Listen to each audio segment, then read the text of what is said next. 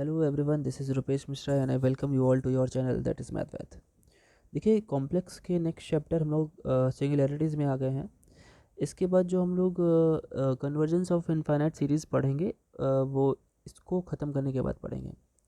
ठीक है, उसको सबसे लास्ट में पढ़ेंगे उस चैप्टर को। ठीक है, वो चैप्टर थोड़ा सा और भी अच्छा है, सबसे अच्छा चैप्टर में मुझे वही लगा पूरे कॉम्प्लेक्स में, हालांकि इन्होंने जो डाल रखा है सबसे लास्ट में पढ़ेंगे। तो सबसे पहले हम लोग ये सिंगुलैरिटीज़ ख़त्म कर लेते हैं, उसके रेसिड्यू वाला चैप्टर भी ऑलमोस्ट ख़त्म करके फिर हम लोग उसे करेंगे। ठीक है, तो चलिए ये चैप्टर कोई बहुत ज़्यादा बड़ा नहीं है, केवल ज़ीरोज़ और अपने पोल्स के बारे में पढ़ना है, सिंगुलैरिटीज़ के बारे में पढ़ना है।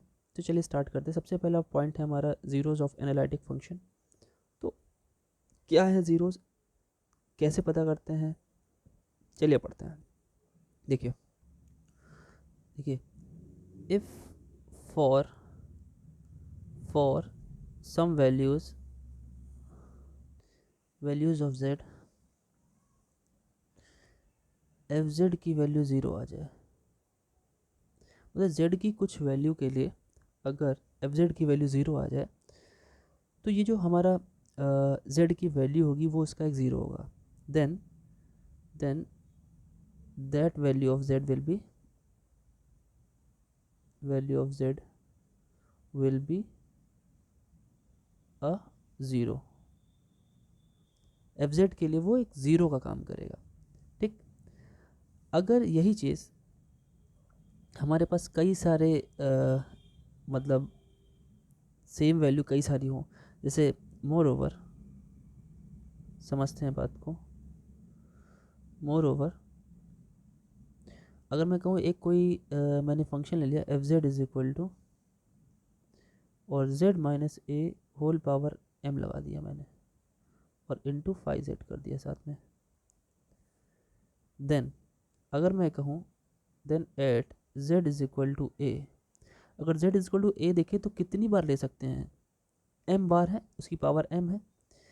इज अ ज़ीरो, इसको क्या बोलेंगे, is a zero of order m, जितनी उसकी पावर होगी उतनी उस बार उसको उतना उसका ऑर्डर हो जाएगा, उस ज़ीरो का ऑर्डर हो जाएगा। मतलब वो जीरो कितनी बार आ सकता है, कितनी बार रिपीटेड रूट्स हैं।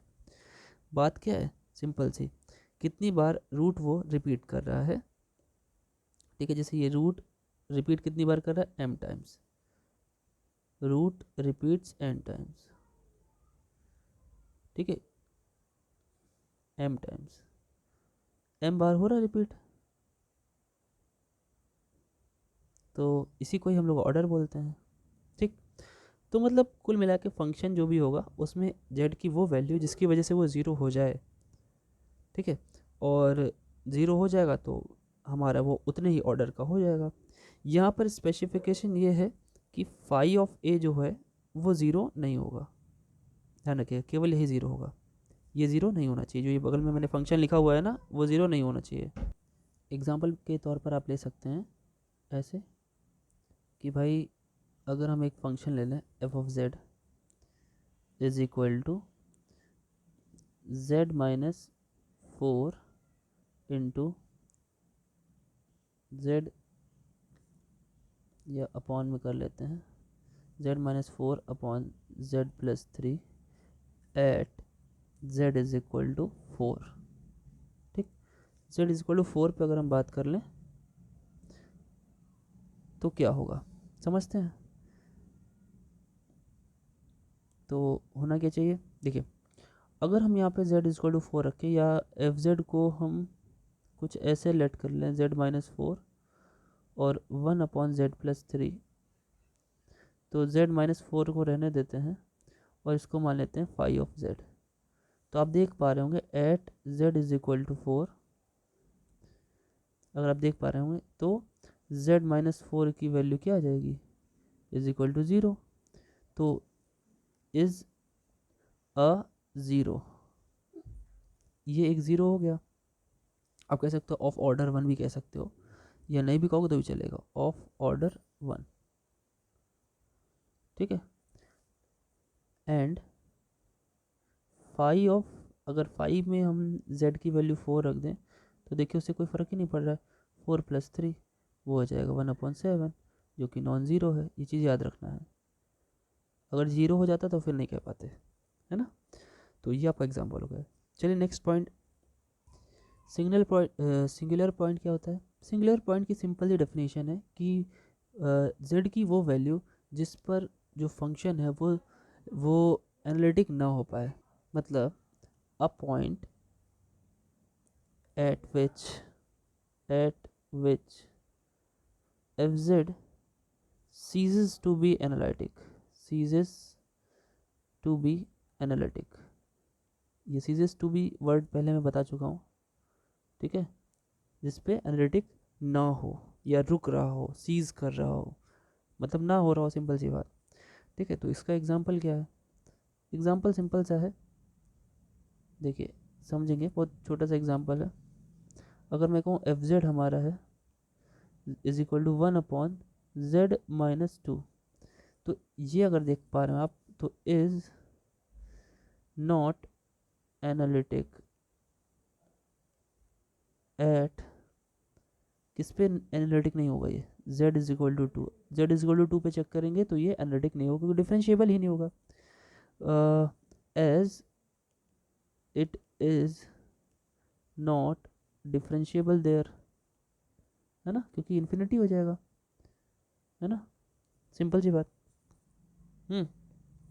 तो यहाँ पे z इज इक्वल टू 2 क्या होगा, here z is equal to 2 is a singular point. तो ये 2 कैसा हो गया, सिंगुलर पॉइंट हो गया, जहाँ पे अपना फंक्शन सीजेस यानी सीज कर जाए या इन्फिनिटी पे पहुँच जाए या फिर डिफरेंशिएबल ना हो, तो उसे क्या बोलते हैं, सिंगुलर पॉइंट बोलते हैं, ठीक है, याद रखिएगा। आगे बढ़ते हैं। अब आइए एक बहुत ही ज़्यादा इंपॉर्टेंट रिमार्क पे बात करते हैं, ठीक है, जो कि हम लोग पहले से थोड़ा बहुत जानते हैं, लेकिन फिर भी चलिए देखते हैं। हम लोगों ने पिछले चैप्टर में, इससे जस्ट पिछला चैप्टर जो हम लोगों ने लॉरेंस और टेलर सीरीज एक्सपेंशन पढ़ा था, उसमें एफ जेड को हमने एक्सपेंशन के रूप में, जो हमारा लॉरेंस सीरीज था जिसमें पॉजिटिव और नेगेटिव दोनों टर्म आ जाते थे, उसको हम ऐसे लिखते थे, आपको याद होगा, n इज इक्वल टू 0 से infinity an z-a whole power n plus sigma n is equal to 1। अब यहाँ 1 से स्टार्ट होता था और यहाँ पे इन्फिनिटी, याद रखिएगा ये MCQ बन सकता है, यहाँ पे वो 0 कर देगा, यहाँ भी 0 कर देगा, यहाँ पर तो वो गलत हो जाएगा, ठीक है। तो यहाँ पे हो जाएगा bn z-a whole power -n। तो यहाँ पे कुछ नई चीज़ें आपको सीखने को मिलेंगी, पता चलेंगी कि ये वाला जो पार्ट होता था बच्चों, इसे रेगुलर पार्ट बोलते हैं। क्या था, रेगुलर पार्ट, याद रखना है आपको, इसका यूज़ है आगे, पोल्स पढ़ेंगे तो उनमें यूज़ है, singular isolated non isolated singularity पढ़ेंगे, उसमें इन सब के नाम को आपको पता होना चाहिए। ये क्या है आपका प्रिंसिपल पार्ट, ठीक है, ये याद रखिएगा। जो नेगेटिव वाला पार्ट होता है वो प्रिंसिपल पार्ट होता है, you can write it as PP, okay.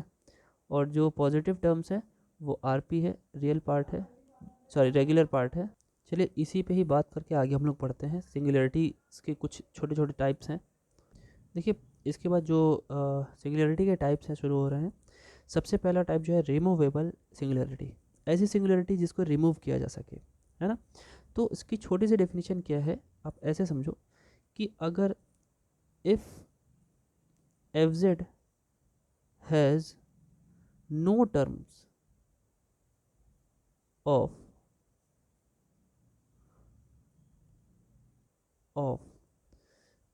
bn, मतलब bn का कोई भी टर्म ना हो, या ऐसे लिख लो नो टर्म्स ऑफ अपना जो दूसरा पार्ट था जिसे हम लोग प्रिंसिपल पार्ट कहते हैं PP, है ना। अगर fz के पास कोई भी PP का पार्ट नहीं है, आप ब्रैकेट में दैट इज लिख सकते हो bn की वैल्यू 0 हो, ये चीज़ याद रखना है MCQ के लिए।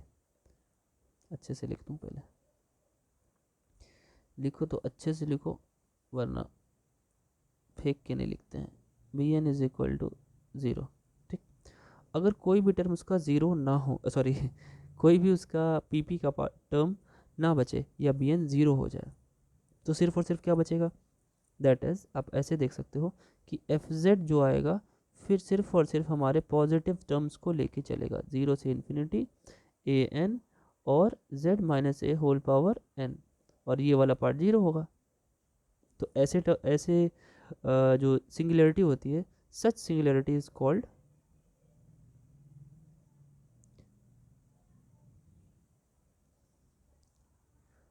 Eight z is equal to a is equal to a is removable, इसे रिमूव किया जा सकता है। ठीक है, याद रखिएगा इसको, छोटे छोटे पॉइंट्स हैं। आगे बढ़ते हैं, इसका एक एग्जांपल देख लेते हैं। देखिए, अगर एग्जांपल के तौर पर बात की जाए तो भाई सिंपल सा और बहुत ही इम्पोर्टेंट एग्जांपल है, आपके एमसीक्यू में भी आ सकता है। Sine of z minus one upon में z माइनस वन। ठीक, तो इसे चेक करना ही रिमूवेबल है कि नहीं, अगर होगा तो कैसे सॉल्व करेंगे। तो ज़रा ध्यान से देखिए, अगर हम एक काम करें बच्चों कि साइन की सीरीज़ ओपन कर दें। ठीक, साइन की सीरीज़ अगर हम ओपन करेंगे तो होगा क्या, आपको पता है वैसे साइन की सीरीज़ होती क्या है, पता होना चाहिए। क्या होता है भाई, साइन अगर x लिखा है तो उसकी सीरीज़ होती है x, ऑड टर्म है, ऑड फंक्शन है, तो x minus x cube upon 3 factorial plus x power 5 upon 5 factorial minus dot dot dot, ऐसे ये चलती चली जाती है। तो यही काम हम यहाँ भी कर लेते हैं, है ना। तो साइन z माइनस वन है तो उसका भी वही सीन होगा, 1 अपॉन z माइनस वन, तो अलग ऐसे लिख ले रहा हूँ मैं। साइन z माइनस वन को x मान लीजिए, साइन x लिखा हुआ है, तो एक हो गया z minus one minus z minus one whole cube upon 3 factorial plus z minus one whole power 5 upon 5 factorial और माइनस डॉट डॉट डॉट, ये जहाँ तक जाना होगा चली जाएगी। ऊपर से न्यूमरेटर से z माइनस वन कॉमन लेकर के आप कैंसिल कर दीजिए, तो क्या बचेगा, 1 बचेगा, माइनस यहाँ पे z माइनस 1 पावर 3 था तो 2 हो गया, 2 अपॉन 3 फैक्टोरियल प्लस यहाँ से एक पावर कम हुई, z minus one whole power 4 upon 5 factorial minus dot dot dot. ठीक, तो अब देख पा रहे हैं क्या यहाँ ये फंक्शन अब एनालिटिक है, बिल्कुल है। अब तो कोई दिक्कत ही नहीं है, क्योंकि इसे हमने जो डिनोमिनेटर में जो जिसकी वजह से ये सीज कर रहा था वो टर्म ही हटा दिया, यानी डिनोमिनेटर को 0 होने से ही बचा लिया। अब कोई दिक्कत नहीं, z की कोई भी वैल्यू आप रखिए, कोई फ़र्क, कोई दिक्कत नहीं पड़ेगी कि वो अनंत में पहुंच जाए, है ना। तो ये हमारा क्या है, रिमूव हो चुका है ना। At z is equal to 1 it is removable.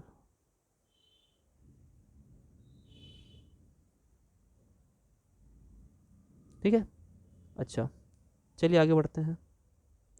देखिए अगला और बेशक बहुत ही इम्पोर्टेंट पॉइंट ये भी है, जो कि है हमारा पोल।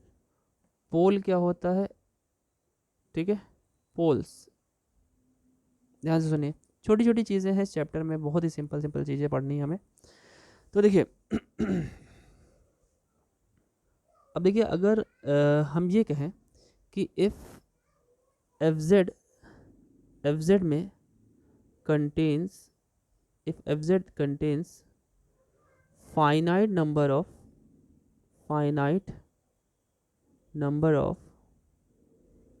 principal part, finite number of terms of principal parts लिखना चाहिए, finite number of terms of PP, okay, मतलब bn के कुछ टर्म्स बन जाएं। ठीक, तो ऐसे जो हमारे पोल्स होंगे, ऐसे जो हमारी z की वैल्यूज़ होंगी, उन्हें हम क्या कहेंगे, पोल। ठीक है, देखिए जैसे अगर एग्जांपल जैसा बनाऊं, या आप ऐसे भी लिख सकते हैं दैट एफ जेड, अगर मैं ऐसे लिखूं, is equal to five Z zero नहीं होना चाहिए, अपॉन जेड माइनस ए पावर एम, एम कोई फाइनाइट नंबर हो गया, है ना, where F Z is pole of order M. ठीक, यहाँ पे क्या नहीं ज़ीरो होना चाहिए, यहाँ पे फाइव ऑफ ए ज़ीरो नहीं होना चाहिए, क्योंकि अगर होगा तो हम कुछ भी नहीं कह सकते हैं, ये चीज़ ध्यान रखिएगा, ये भी एमसीक्यू के रूप में बनाई जा सकती है ना। और फाई जेड भी हमारा कैसा होना चाहिए, एनालिटिक होना चाहिए। फाई जेड कैसा होना चाहिए, एनालिटिक होना चाहिए। ये पहले भी हमको लिख लेना चाहिए था, कोई दिक्कत नहीं है। एक छोटा सा एग्जांपल देख लीजिए इसमें, बिल्कुल इसी की तरह एग्जांपल है भाई, ले लीजिए F Z is equal to 1/z माइनस 2 होल पावर 3। अब देखिए नेगेटिव टर्म के 3 हैं हमारे, है ना। यहाँ पे आंसर क्या होगा इसका, इसका होगा it is a pole of कितने ऑर्डर का, ऑर्डर 3, क्योंकि 3 है मैक्सिमम पावर, तो ऑर्डर कितनी हो गई, 3 हो गई। ठीक है, नेक्स्ट देखिए सिंगुलैरिटी का टाइप। तो अगला जो टाइप है उसका नाम है essential singularity.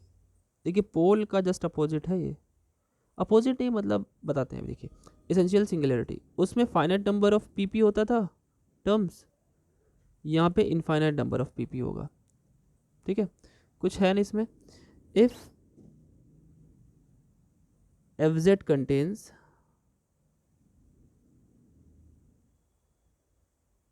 infinite number of terms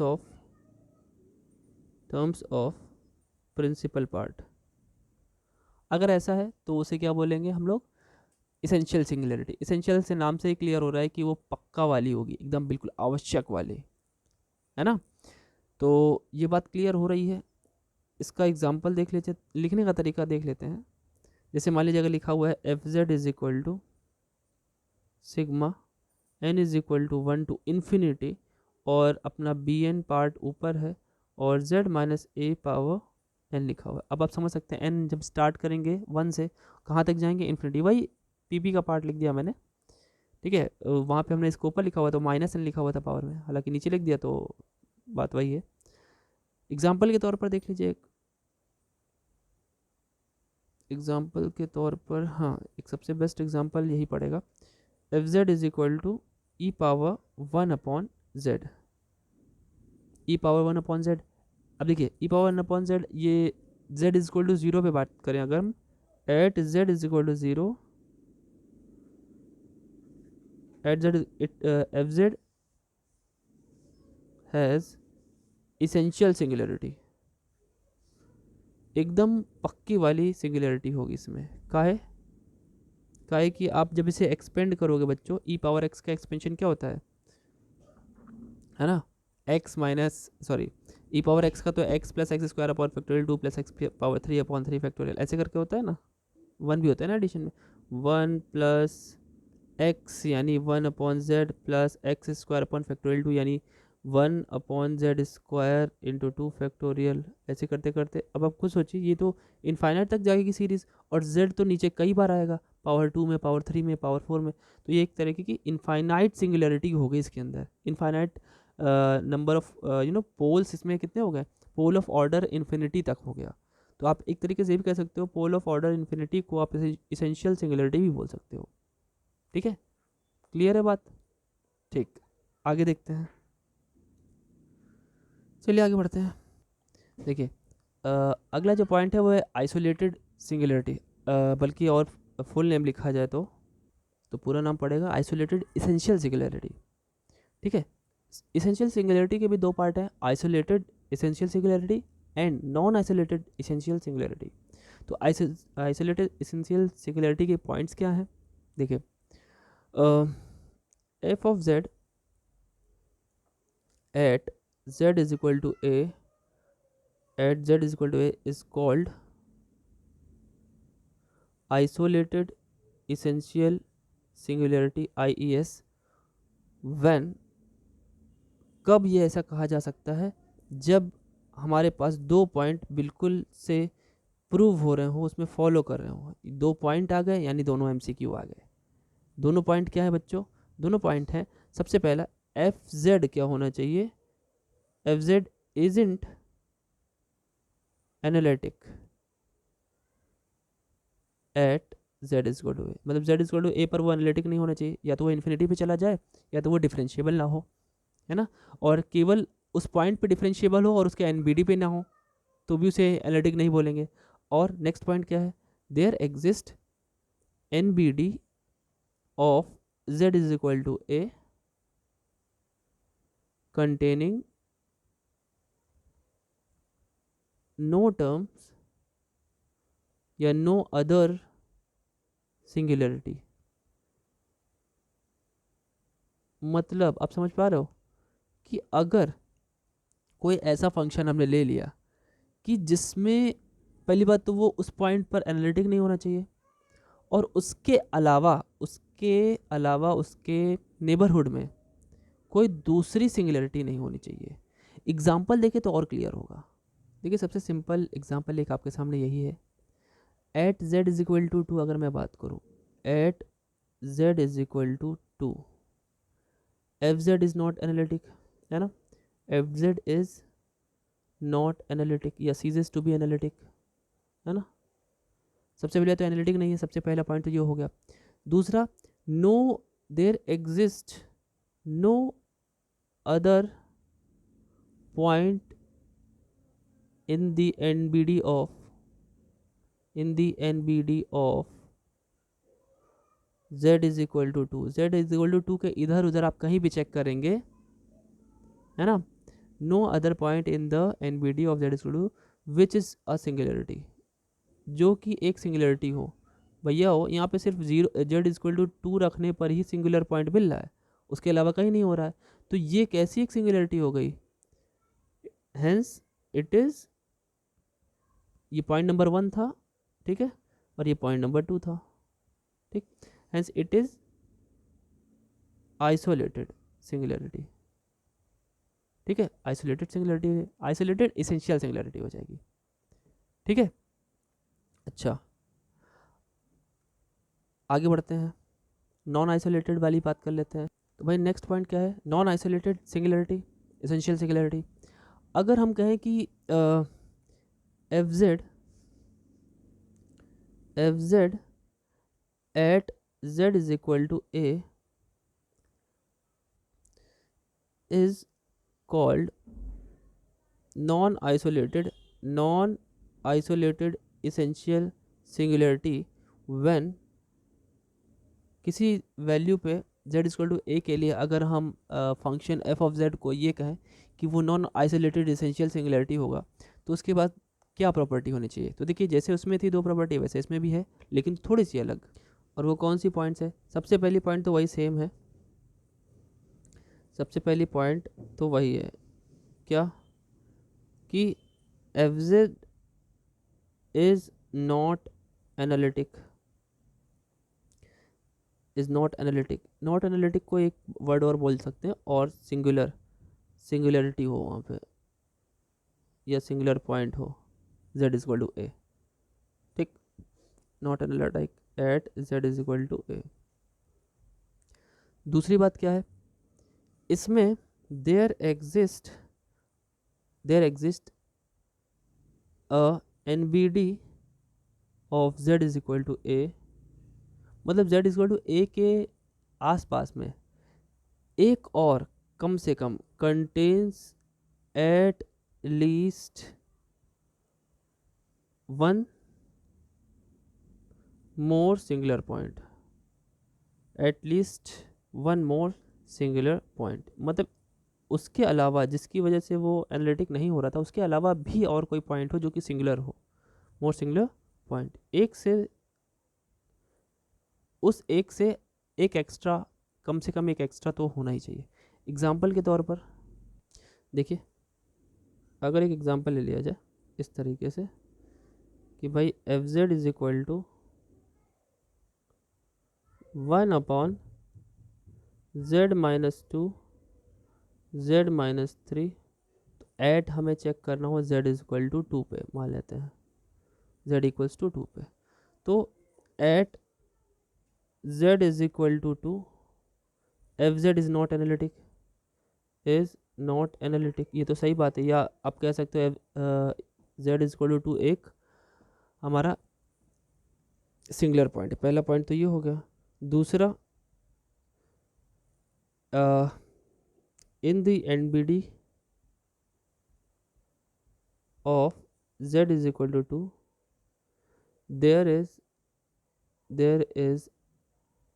another point that is z is equal to 3, where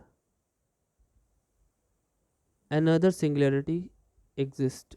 Another singularity exists.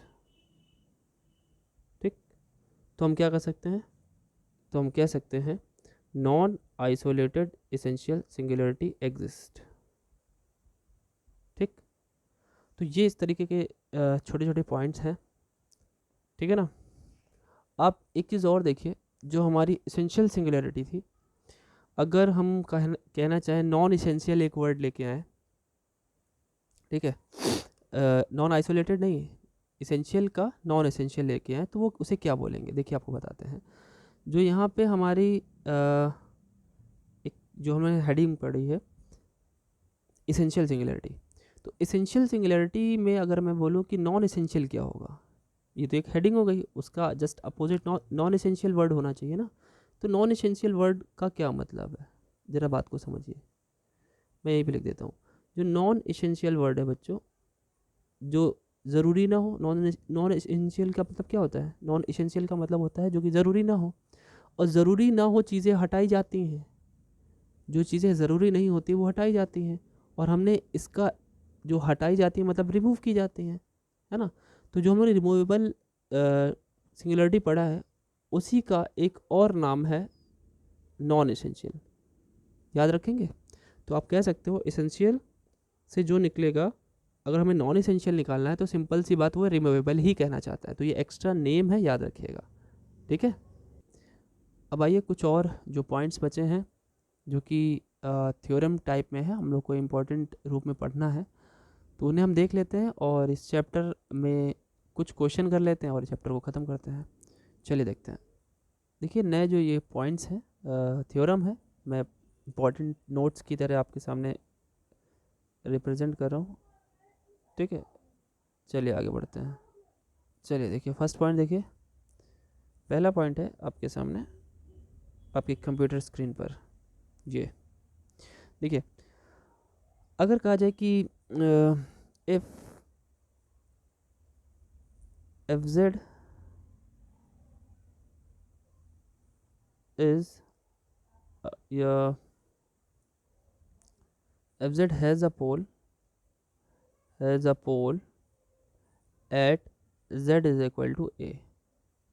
ठीक, एक पोल है मतलब एक ऑर्डर का, तो यहाँ से एक कंडीशन निकल के आती है which is implies that fz का जो मॉड है वो टेंड कर रहा है इन्फिनिटी की तरफ, जैसे ही हम z को a की तरफ लेके चलते हैं। ये तो बहुत बड़ी बात नहीं लिख दी है भाई, सिंपल सी बात है, पोल है तो उसमें प्राइमरी पार्ट होगा, है ना। प्राइमरी पार्ट में अपॉन में चीज़ें होती हैं, जैसे आप ये लिमिट लेके जाओगे, मतलब जैसे जैसे z माइनस ए का फैक्टर तो होगा नीचे, ए रखोगे तो क्या बन जाएगा, वो इन्फिनिटी पहुंच जाएगा। मॉड इसलिए लगा देना कि पॉजिटिव या नेगेटिव दोनों ही होगा, तो कुछ भी हमारा इन्फिनिटी ही पहुंचेगा मॉड लगा करके। ठीक है, तो कोई बहुत बड़ी बात नहीं है ये सिंपल से ही सिंपल सा टर्म है, बस लिखने का तरीका है। एग्जामिनेशन में आए तो आप देख करके डरे ना, इसलिए बता दिया गया। नेक्स्ट पॉइंट देखिए ज़रा, नेक्स्ट पॉइंट है भाई, जो हमारे ज़ीरोज़ होते हैं, the zeros of an analytic function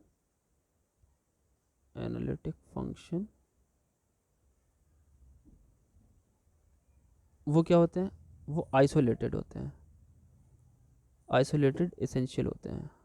एक सेकेंड, आइसोलेटेड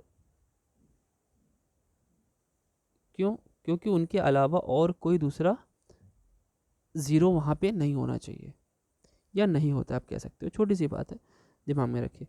थर्ड पॉइंट क्या है, थर्ड पॉइंट है, इसका प्रूफ मैं नहीं करा रहा हूँ क्योंकि ज़रूरत नहीं है। ठीक है, और जो हमारे पोल्स होते हैं वो भी आइसोलेटेड होते हैं, दोनों के दोनों जीरोज भी आइसोलेटेड होते हैं और पोल्स भी, the poles are also isolated.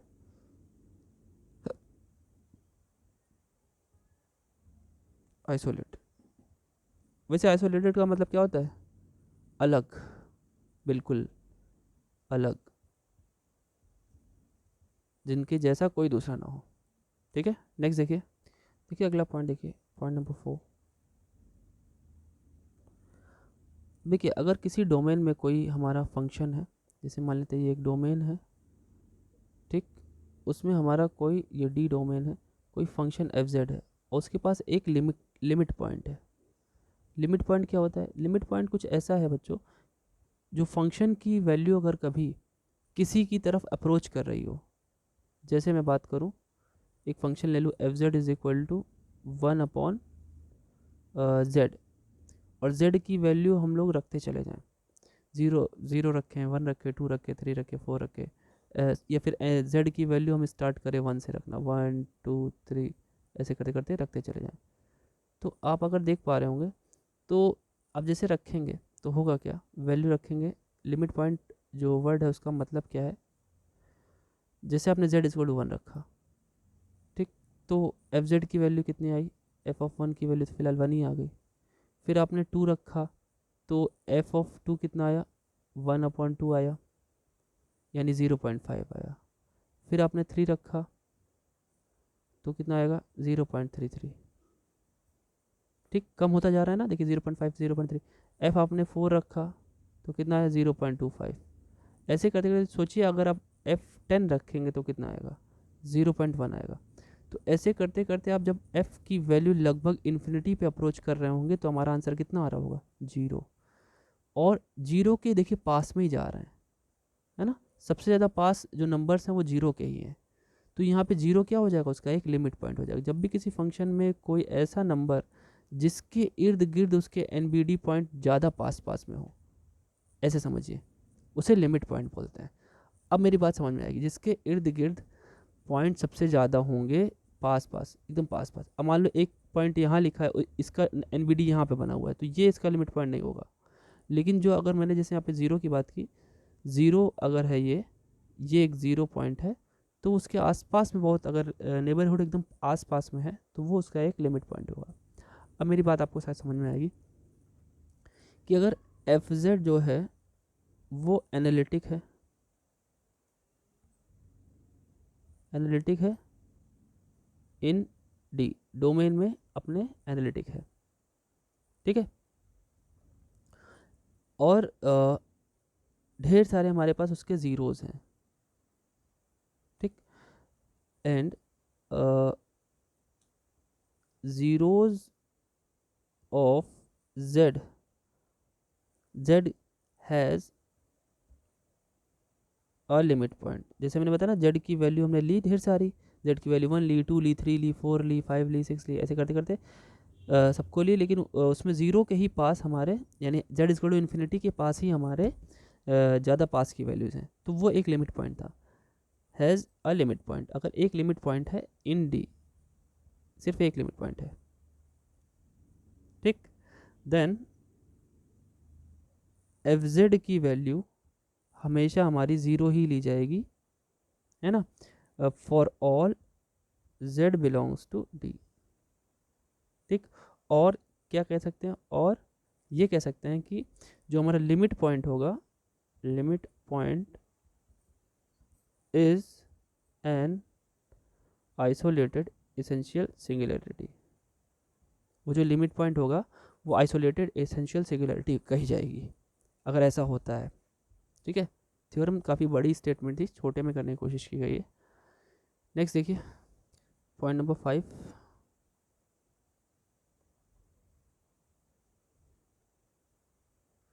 अगर एफ जेड और जी जेड दो फंक्शन हैं और दोनों के दोनों एनालिटिक हैं डी में, f z and g z are both analytic,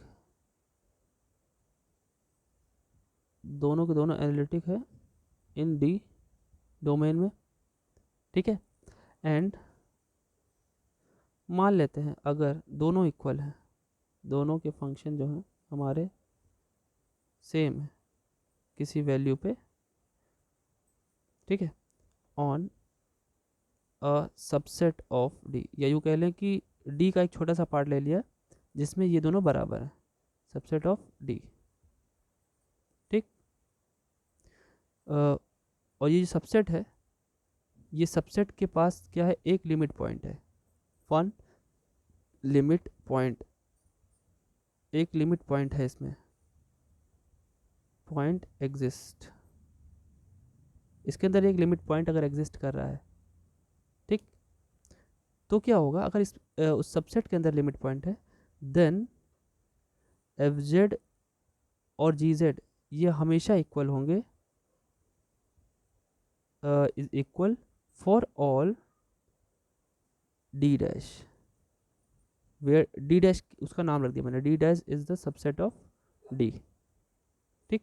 अगर ऐसा कुछ होता है, जैसे मान लेते हैं ये डी है हमारा, वही पिछले वाले थ्योरम का यूज़ किया है कि अगर मान लेते हैं ये हमारा डी है और इसके अंदर हमने सबसेट ले लिया है ये डी डैश, ठीक, डी डैश, और इसके अंदर हमारा एफ और जी बराबर है, और इसमें एक लिमिट पॉइंट भी है इनसाइड में, इसमें वन लिमिट पॉइंट, तो ये क्या होगा, डी डैश के अंदर पूरा का पूरा हर जगह एफ और जी हमेशा बराबर होंगे, वो जेड का कोई भी मान लिया जाए डी डैश के अंदर, ठीक है। नेक्स्ट देखिए, नेक्स्ट पॉइंट देखिए 6, अगर किसी पोल का हम लिमिट पॉइंट निकालें, तो लिमिट पॉइंट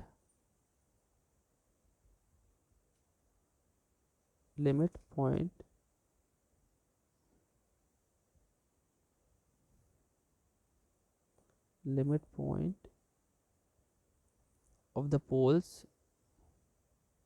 तो the limit point of poles of f of z is non-isolated essential singularity, ठीक है। लिमिट पॉइंट की बात की जाएगी तो नॉन आइसोलेटेड होगा, क्योंकि हो सकता है उसके नेबरहुड में एक से ज़्यादा लिमिट पॉइंट मिल जाए, ठीक है, इस वजह से वो नॉन आइसोलेटेड हो जाएगा। तो क्योंकि नॉन आइसोलेटेड वाले में यही तो था कि एफ जेड वहाँ पे एनालिटिक नहीं होना चाहिए या सिंगुलर पॉइंट होना चाहिए, दूसरी बात कि उसके नेबरहुड में एक से ज़्यादा, मतलब कम से कम एक एक्स्ट्रा सिंगुलरिटी मिल जाए, ठीक है, इसीलिए नॉन आइसोलेटेड एसेंशियल सिंगुलरिटी बोलते हैं उसे। प्रूफ की जरूरत नहीं है, बहुत ही फालतू का प्रूफ है, लेकिन पॉइंट बहुत इंपॉर्टेंट था इसलिए बताना ज़रूरी समझा। पॉइंट नंबर 6 हो गया है 7, देखिए पॉइंट नंबर 7 क्या है, देखिए अगला जो पॉइंट है वो है रीमैन थ्योरम है। रीमैन थ्योरम है, बहुत ही सिंपल सी छोटी सी थ्योरम है, ध्यान से सुनिएगा इसके बारे में। रीमैन्स थ्योरम, ठीक है, क्या रीमैन थ्योरम है, देखिए if z is equal to a is an isolated singularity, अगर कोई आइसोलेटेड सिंगुलरिटी है, मतलब जिसमें जिसके नेबरहुड में कोई भी अगर लिमिट कोई भी दूसरा सिंगुलरिटी ना हो, आइसोलेटेड का मतलब तो ये होता है ना, ठीक है, बड़ा अजीब हो गया, ठीक है, of f of Z,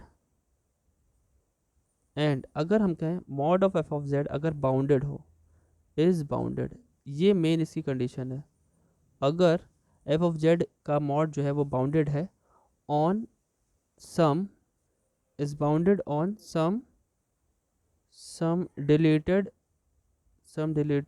NBD, ठीक है, then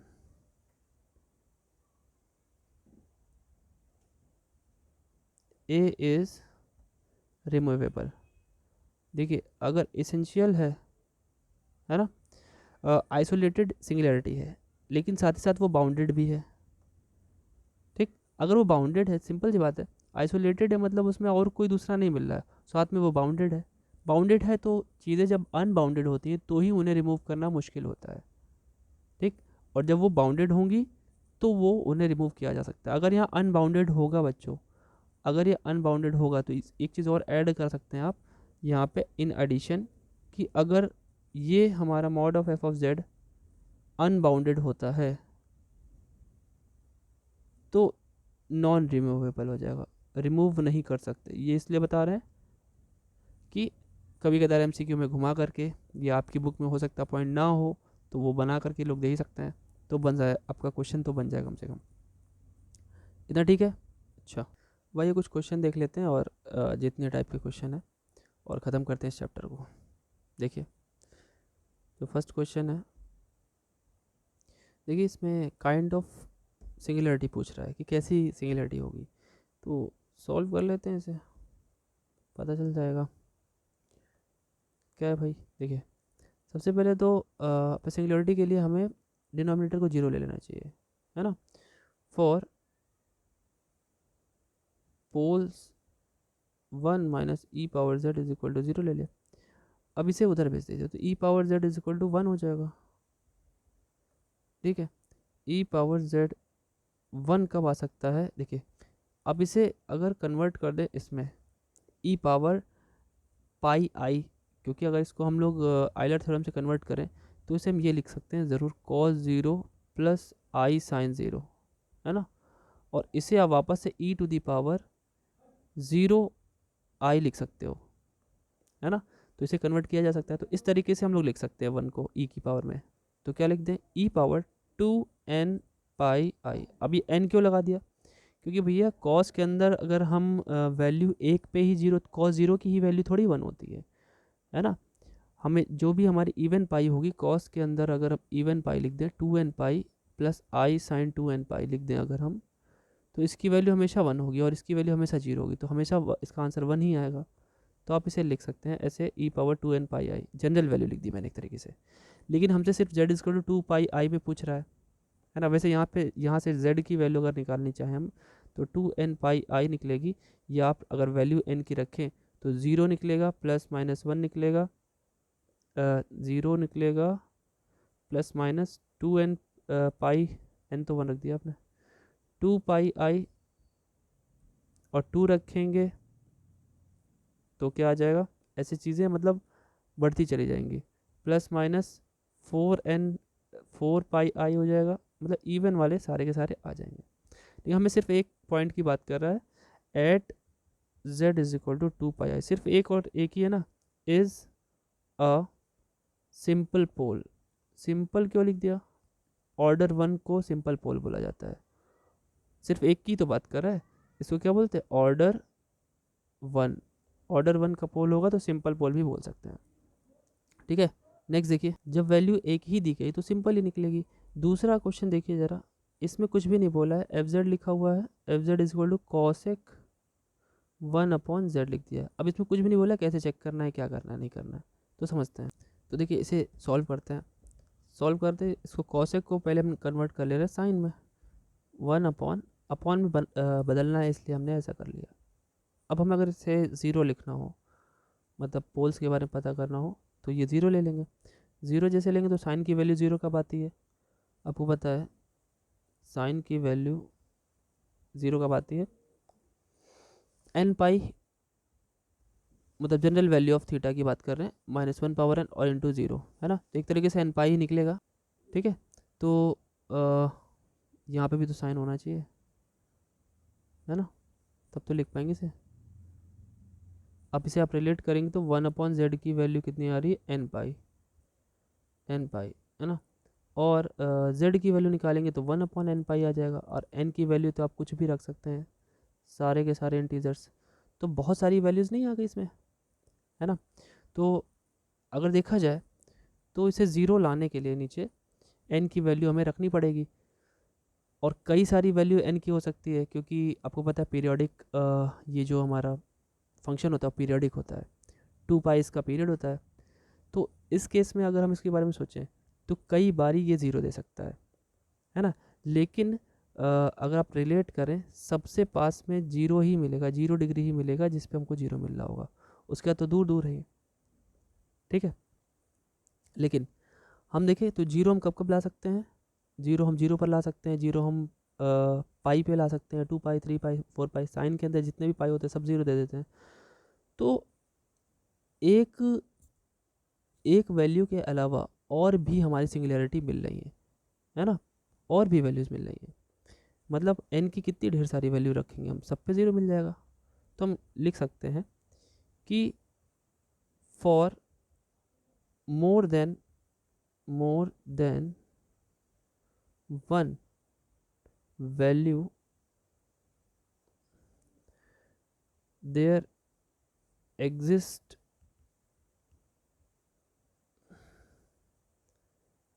at least one more singular point, है ना, मोर सिंगुलर पॉइंट्स, ठीक है, एक से ज़्यादा पॉइंट मिलना है और वहाँ पे एनालिटिक तो होगा नहीं जीरो पे, so it is non isolated essential singularity, ठीक है, at z is equal to 0, ठीक, नॉन आइसोलेटेड हो जाएगा। आ रही बात समझ में? और एक क्वेश्चन देखिए, क्वेश्चन है if z is equal to cot pi z upon z minus A whole power 2, और चेक किस पे करना है, इसमें दिया हुआ है एट, दो क्वेश्चन इसमें z is equal to a पे चेक करना है and z is equal to infinity पे चेक करना है, दोनों पे, ठीक है। तो चलिए थोड़ा सॉल्व करते हैं इसको,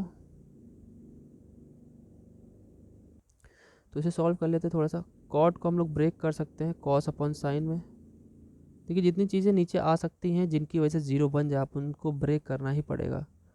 एक ये हो गया, ठीक। अब देखिए हमें क्या करना है, इसे पोल के लिए हमें ज़ीरो करना पड़ेगा डिनोमिनेटर को, तो लिखेंगे for poles sine pi z और z minus A whole square is equal to 0 लेना पड़ेगा। तो साइन पाई जेड 0 ले लेंगे, या तो ये 0 होगा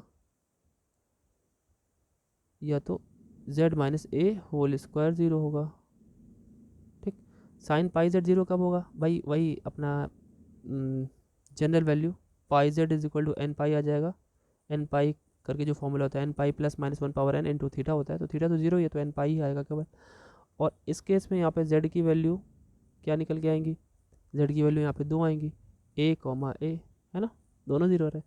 यहाँ से अगर z निकाल लेते हैं, z तो n के इक्वल आ गया, और आपको पता है n क्या होता है, फॉर ऑल n की वैल्यू क्या ले सकते हैं, बिलोंग्स टू इंटीजर, सिंपल सा लिख लो, सबका सब आ जाएगा। और यहाँ पे दो वैल्यूज़ हैं, ठीक है। अब अगर देखा जाए तो दोनों केस अगर देखें हम, मैं यहाँ पे लिख रहा हूँ answer ending statement at z is equal to a, दो क्वेश्चन चेक करने को बोला था ना, इट इज़ डबल पोल या pole of order 2, pole of order 2 हो गया, ठीक। और and at z is equal to infinity भी चेक करने को बोला था, ठीक है। और इसने जो इन्फिनिटी बोला है, इन्फिनिटी वाला अगर समझे थोड़ी देर के लिए, तो इन्फिनिटी यहाँ से तो मिलेगा नहीं बच्चों, इन्फिनिटी कहाँ से मिलेगा, इन्फिनिटी इस पे चेक कर सकते हैं, ये वाली वैल्यू पे। अगर आपका n हमारा इन्फिनिटी पे चला जाए और इन्फिनिटी तक जाते समय यहाँ इन्फिनिटी के पास तो कई सारे उसके नेबरहुड्स होंगे, नेबरहुड्स में कई सारी वैल्यूज़ मिल जाएंगी, और यहाँ पे जब एक से ज़्यादा हमें लिमिट पॉइंट मिल जाएंगे या एक से ज़्यादा हमें सिंगुलरिटीज़ मिल जाएंगी, तो यहाँ पे क्या हो जाएगा हमारा नॉन आइसोलेटेड इसेंशियल सिंगुलरिटी हो जाएगी। अभी ये जो छोटे छोटे पॉइंट्स हैं ये क्वेश्चन में लिए गए, लेकिन जब एमसीक्यू में आएगा तो आपको शॉर्टकट मेथड्स भी बताए जाएंगे, इसके बहुत सिंपल सा है और बहुत छोटा सा चैप्टर है, इसीलिए आई थिंक ये ख़त्म ही हो जाएगा अभी 3-4 मिनट में और, ठीक है। एक और क्वेश्चन देखिए एक बहुत ही इंपॉर्टेंट क्वेश्चन है, आई थिंक ये एमसीक्यू के लिए बहुत ज़्यादा इंपॉर्टेंट भी है। एक फंक्शन है e power minus 1 upon z square, कह रहे इसमें एक भी सिंगुलरिटी है ही नहीं, ठीक है। चेक कर लेते हैं, अगर ये सिंगुलरिटी होता, पहले तो इसको लिख लो अपॉन में 1 upon e to the power 1 upon z square, तो फॉर पोल्स कर लें, फॉर पोल्स के लिए हम लोग इसको ज़ीरो लेते हैं, अगर e power 1 upon z square को हम लोग ज़ीरो ले लें, तो e पावर इसको ज़ीरो लाने के लिए हमें सिर्फ और सिर्फ एक ही तरीका, e पावर माइनस इन्फिनिटी करेंगे, उसी की वैल्यू ज़ीरो होती है। रिलेट करें अगर आप 1 अपॉन जेड स्क्वायर की वैल्यू कितनी आ गई, इन्फिनिटी माइनस इन्फिनिटी सॉरी, तो z की वैल्यू कितनी आएगी यहाँ से 0, z की वैल्यू 0 आएगी, बल्कि 0,0 2 बार आएगी, z स्क्वायर लिखा हुआ है ना। तो ये तो सीधे z इक्वल टू 0 आ गया। अब z इक्वल टू 0 जरा यहाँ पर रख लीजिए आप, कोई फ़र्क थोड़ी पड़ेगा, 0 ही आ जाएगा, कुल मिलाकर 0 ही आएगा आंसर इसका। तो ये किसी तरीके की इन्फिनिटी वैल्यू तो दिया नहीं इसने, बस ये क्या दे दिया इसने, ये सिंपल सा 0 दे दिया। तो ये 0 है ना, सिंगुलरिटी थोड़ी है। आप इसको रख के देख लीजिए यहाँ पे, at z is equal to 0, जो एफ जेड आएगा उसकी वैल्यू रख लीजिए, 0 रखेंगे, इन्फिनिटी माइनस इन्फिनिटी, कुल मिला के 0 ही आ जाएगा। तो ये तो इसने तो फंक्शन को 0 कर दिया ना, तो it is a 0 not a singularity, it is a 0, ये एक 0 है, नॉट अ सिंगुलरिटी। तो आप खुद देख लीजिए, z इज इक्वल टू 0 ही आया था और उसको ही रख के देखा और हमारी सिंपल सी 0 वैल्यू आ गई, इन्फिनिटी थोड़ी पहुंचा। तो इस पर ये किसी तरह की सिंगुलरिटी को नहीं रखता है। तो इस चैप्टर में ये चीज़ें थी इतनी, जो कि इसी वीडियो में कवर हो गई हैं पूरी की पूरी। कुछ एक आध दो छोटे छोटे जो पॉइंट्स होंगे MCQ में साथ में आ जाएंगे ट्रिक्स के साथ। तो ये चैप्टर भी ख़त्म हुआ, अगला चैप्टर रेसिड्यू है, लेकिन आज हम लोग न्यूमेरिकल एनालिसिस का जो अलजेब्रिक एंड ट्रांसेंडेंटल इक्वेशन है वो हम लोग पढ़ेंगे, ठीक है। तो सेशन को शेयर कर दीजिए, क्योंकि पिछली बार जो पेपर आया था वो टफ़ आया था। आपको कॉन्सेप्ट पता होना बहुत ज़रूरी है, केवल MCQ प्रैक्टिस के लिए ही अपना ध्यान दें, इसे भी ध्यान दें, ठीक है। मिलते हैं नेक्स्ट वीडियो में आपके अपने प्यारे से चैनल मैथ पर। Thank you.